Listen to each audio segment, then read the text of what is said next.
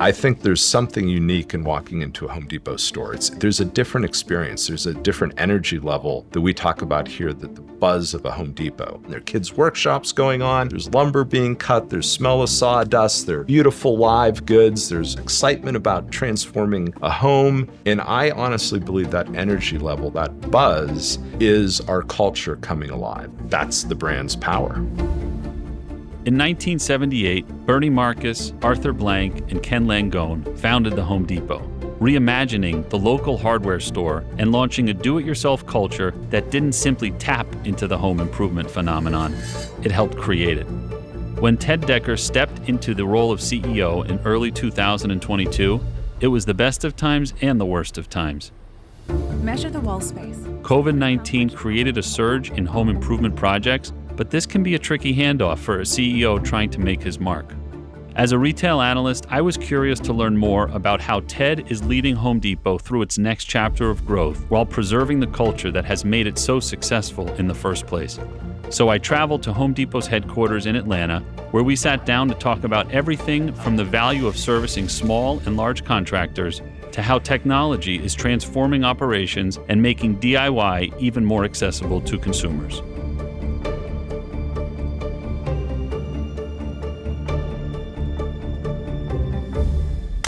Thanks for doing this, Ted. Yes, thanks for coming down to Atlanta. I'm interested in your background. Can you tell us what your first job was? First job was mowing lawns. So I started to mow lawns probably in middle school and then build a business out of it. And then when I went to college, I switched to sealing the driveways. And that was, spreading the black tar on asphalt driveways. So super hard work, but did it right in the middle of the summer. Great money, and you could do it as a college job. But when did you figure out it was your calling to do rough plumbing and flooring and lumber? Well, that took a little while. That took probably 23 years ago when I fortunately stumbled on the start of my career here at Home Depot. But I'm definitely handier on the garden side of the business.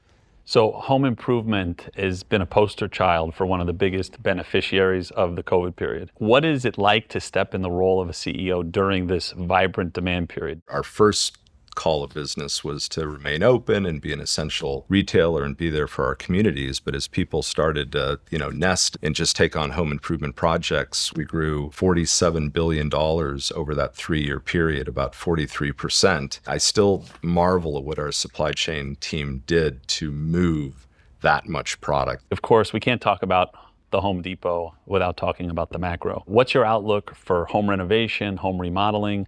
And how is Home Depot positioning itself to operate in this environment? We've talked about this being a year of moderation after that growth we had over the prior 3 years. While the consumer, I think, is still pretty darn strong. We knew they were going to shift spending from goods into services. And we also said it's hard to tell when that turns. And we didn't want to put a timestamp on it. In this period, we have a plan, certainly, but more important to be responsive to the marketplace. Medium, longer term, when you think of U.S. housing, you start with an installed asset base of $43 trillion. And you start with a customer base that's the American homeowner largely, and they have strong balance sheets. And you put that together in the home improvement market of $950 billion. Huge opportunity to grow in a big and healthy and growing space. So Home Depot's past CEOs, they've cast large shadows. What's your style of leadership? And if you compare it to the prior ones, what is your imprint on it?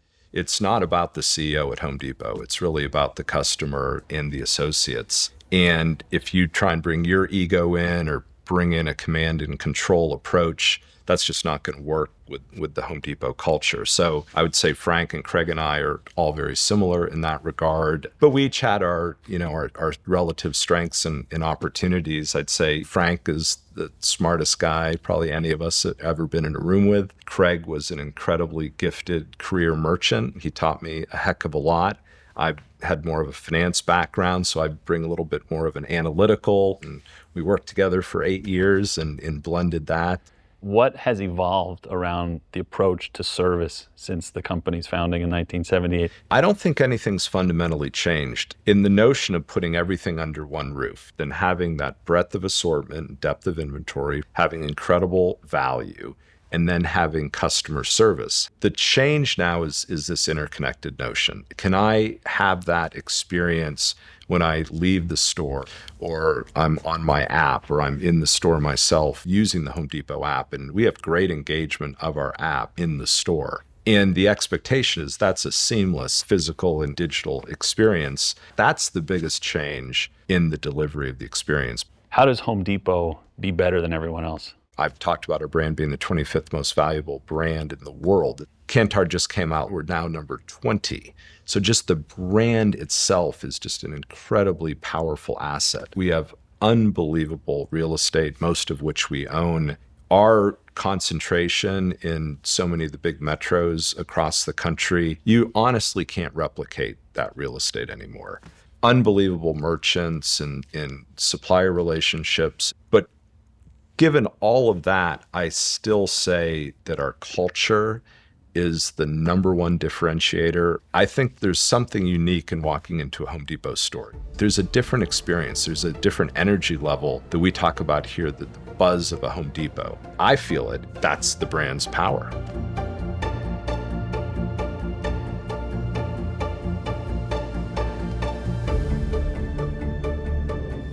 Complex projects. How do you break through into that business? All the pros are in our stores. That's the good news. We have every type of pro in our business, and our business is about 50-50 pro and consumer. But we tend to have up to 100 share of a small repair remodeler. But the bigger guys, they're using us more as infill or emergency purchases. So we talk to them and we say, if we can do more for you, will you give us more share of wallet? They've all said yes. If you can simplify our lives, if you can do more for us, kind of akin to what we did in retail, right? Initially, Home Depot put it all under one roof. The bigger pros similarly are saying, if you can do more for me and simplify my life, we'll absolutely give you more share of wallet. So we know what we need to do. Delivery on time and complete is probably number one. And we're rolling this out. We're already seeing results. You mentioned supply chain. It's no secret that Home Depot is investing in supply chain and distribution. Can you describe or tell us the vision for what the supply chain ultimately looks like? The end game is an ability to deliver virtually everything we sell same or next day to 90-odd% of the population. It seems like the company's always been on a leading edge in terms of technology, in terms of scaling, in terms of taking care of the customer. The hot buttons today, AI, VR, curious how these items will change the customer experience and or change the operations of how you go to market. So when you think of examples of how companies operate, you think our forecasting systems. You think of our labor models. We're always trying to match when our associate labor availability in the store best matches customer traffic. That's all, run with algorithms now. When you think of customer experience, it's all about relevancy and personalization. So when you call our call center, how much do we know about you? When you search on our website, it's all about the relevancy of what's returned in that search. All that is big data and algorithms and artificial intelligence. And then when you talk about VR, super excited about productivity in the store. One of the number one things our associates do is find the product.